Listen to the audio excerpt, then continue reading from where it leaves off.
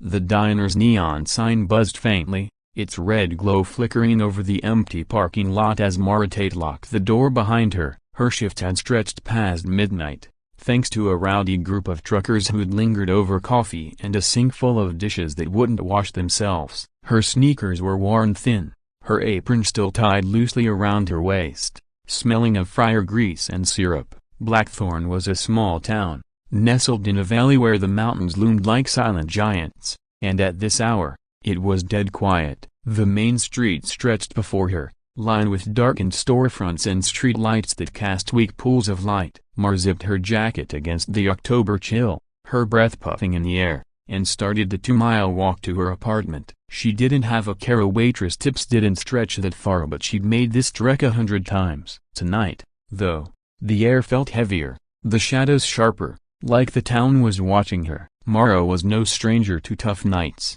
At 26, she'd been slinging plates at the diner since high school, dodging grabby hands and sharp tongues with a quick wit and a glare that could stop a drunk in his tracks. Blackthorn was home, safe in the way small towns are, where everyone knew your name and your business. But as she passed the shuttered feed store, a prickle ran down her spine. She glanced back, seeing nothing but the empty road and the diner's fading glow. Just the wind, she told herself, tugging her hood up. Still, her hand slipped into her bag, fingers brushing the small can of pepper spray she'd carried since a late-night scare a year back. Better safe than sorry. The street was silent except for the crunch of her steps and the distant hum of a transformer. She kept her pace steady, eyes flicking to the shadows between buildings. Blackthorn wasn't a place for trouble, not like the cities you heard about on the news. But Mara wasn't naive. She'd grown up hearing stories of loggers who'd gone missing in the mountains,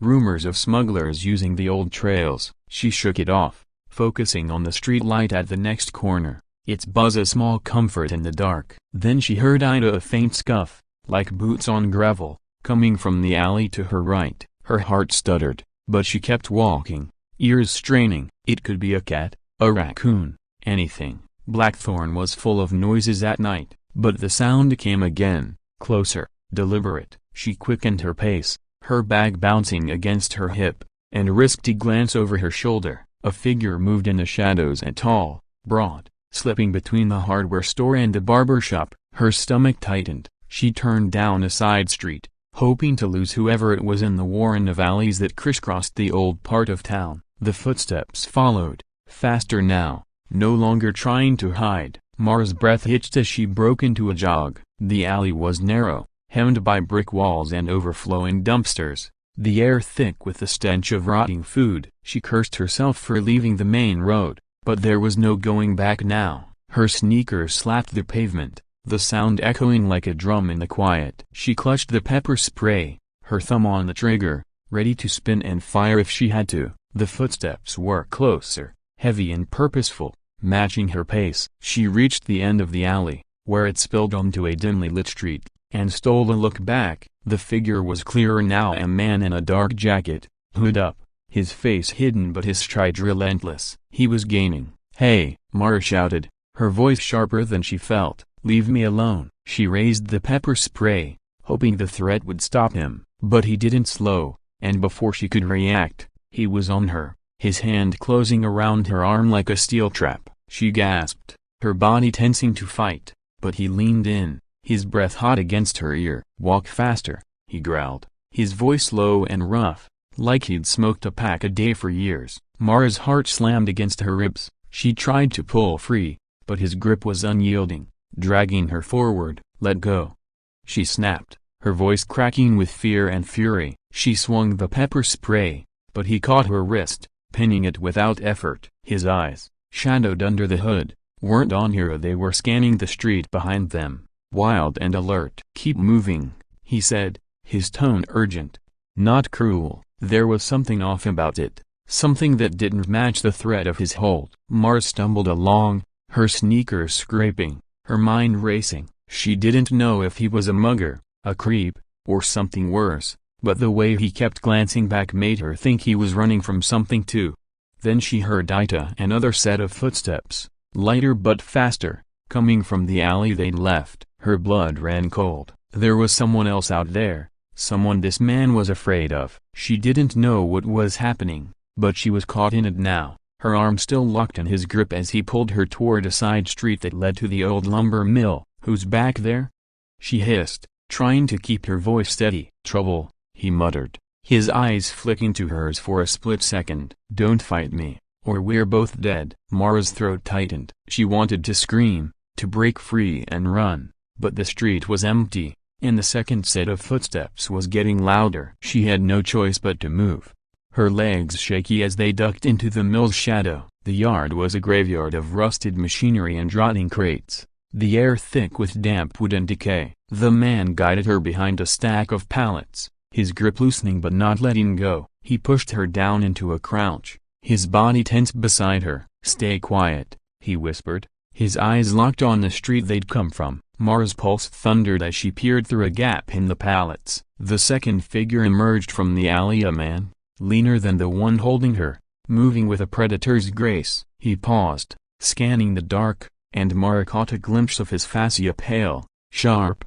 with eyes that gleamed like a coyote's. Her stomach churned. She didn't know who he was, but he wasn't here to help. The man beside her shifted, his hand moving to his jacket. Mara tensed, expecting a gun, but he pulled out a knife, its blade catching the moonlight. Her breath caught. She didn't know if he was her protector or her captor, but she wasn't waiting to find out. She tightened her grip on the pepper spray, her thumb ready, and calculated her chances of running. The ranger station was a mile away, maybe less if she cut through the woods. But the second man was too close, his shadow stretching across the mill yard. "Who are you?"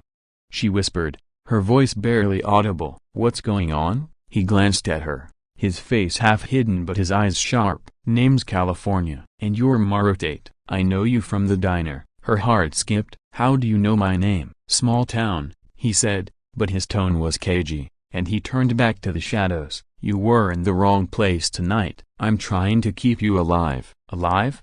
she hissed. "You grabbed me. You dragged me here." "Who's that guy?" Cal's jaw tightened. "Jace Carver." "Bad news. He's after me, and you got caught in the middle." Mara's mind reeled. The Carver brothers were Blackthorn's boogeymen, local thugs who dabbled in everything from theft to smuggling before vanishing a year ago. Rumor said they'd crossed the wrong people and paid for it, but no one knew the truth. If Jace was back, and hunting Cal, Mara was in deeper trouble than she'd imagined. "Why is he after you?" she demanded, her voice shaking. "Long story," Cal said, his eyes on the yard. "Stole something he wants back, something big." Before she could press him, a twig snapped, close enough to make her flinch. Jace was moving again, circling the mill, his steps silent now, like he'd scented them. Cal's hand tightened on his knife, his body coiled. Mara's heart pounded as she realized she was trapped not just by Cal, but by whatever feud he dragged her into. The ranger station was her only hope, but with Jace out there, she didn't know if she'd make it. All she knew was that midnight in Blackthorn had turned into a nightmare, and she was running out of time. Mara's legs burned as she crouched behind the pallets, her breath shallow, the cold seeping through her jacket. Cal's grip on his knife was steady, but his eyes flicked nervously across the mill yard, tracking Jace's shadow as it slipped between rusted hulks of machinery. The air was thick with tension, the kind that made every rustle sound like a gunshot. Mara's fingers ached around the pepper spray, her only defense if this went south. She didn't trust Colin, not fully, but the way he'd put himself between her and Jace made her think he wasn't the real threat. Still, she needed answers, and she needed them now. "Who's Jace Carver to you?" she whispered, her voice sharp despite the fear cloying her chest. "What did you steal?" Cal didn't look at her, his gaze locked on the yard. "Worked with him, a while back, smuggling a booze, pills, nothing heavy. I wanted out. He didn't. I took evidence, enough to bury him. He's been hunting me since." Mara's stomach twisted. "Evidence? Like what?" "Ledgers," Cal said, his voice low. "Names, dates, drop points. I was gonna hand it to the feds, but Jace got wind. Now he wants it back and me dead." Mara's mind raced. She'd heard whispers about the Carvers, how they'd run contraband through the mountain trails, but she'd never imagined she'd be caught in their fallout. "And me?" she hissed. "Why was he following me?" Cal's eyes flicked to her, dark with guilt. "I don't know. Maybe he saw you with me at the diner last week. I stopped in, kept my head down, but he's got eyes everywhere. I saw him tailing you tonight and couldn't let him get you." Her heart stuttered. She vaguely remembered a quiet guy in a corner booth, nursing a coffee, but she hadn't thought twice about him. Now she was hiding in a mill yard, a killer on her trail because of it. "You should have warned me," she snapped, her fear sharpening into anger. "Didn't have time," Cal said, his voice tight. A shadow moved closer, and he tensed, raising a hand to silence her. Jace was near the crates now, his steps slow, deliberate. Mara peered through a gap in the pallets, her pulse hammering. Jace's face was clearer in the moonlight, a gaunt, with a scar slicing his cheek, his eyes cold and predatory. He held a knife, longer than Cal's, its blade glinting like a promise. "We need to move," Cal whispered, nodding toward the river path behind the mill. "There's a bridge, leads to the logging road. Ranger station's not far. You get there, you're safe." "And you?" Mara asked, surprised by her own concern. "I'll hold him off," Cal said, his jaw set. "Go when I say." Mara nodded. Her legs coiled, ready to run. But before Cal could give the signal, Jace lunged, faster than she'd thought possible, his knife flashing toward Cal's back. Cal spun, blocking the strike with his own blade, the metal clanging in the quiet. Mara scrambled back, her bag catching on a crate, and sprayed the pepper spray in a wild arc. The mist hit Jace's face, and he roared, staggering, his hands clawing at his eyes. "Run!" Cal shouted, shoving her toward the path. Mara bolted, her sneakers slipping on the damp ground, the river's edge just ahead. She heard Cal and Jace grappling behind her, grunts and curses mixing with the crunch of gravel. The bridge loomed, a rickety span of warped boards and frayed ropes. She didn't hesitate, sprinting across, the wood creaking under her weight. Halfway over, she glanced back. Cal was on his knees, blood streaming from a gash on his arm, but he was still fighting, his knife locked against Jace's. Mara reached the far bank, her chest heaving, and ducked into the willows. The logging road was close, its gravel glinting faintly. She could make it, call for help, but the sounds of the fight held her. Cal had saved her, maybe at his own cost. She gripped the pepper spray, her hand shaking, and crept back toward the bridge, staying low. Jace had Cal pinned now, his knife at Cal's throat, but Cal kicked out, catching Jace's knee. They rolled, disappearing into the reeds. Mara's heart pounded. She should run. Every instinct screamed Ida, but she couldn't leave Cal to die. She edged closer, the pepper spray ready, and saw Jace rise, his face red and streaming from the spray, his knife raised. Cal was on the ground, blood soaking his jacket, struggling to stand. "Hey!" Mara yelled, stepping out, her voice cutting the night. Jace turned, his eyes narrowing, and she sprayed again, aiming for his face. He staggered, cursing, and Mara ran to Cal,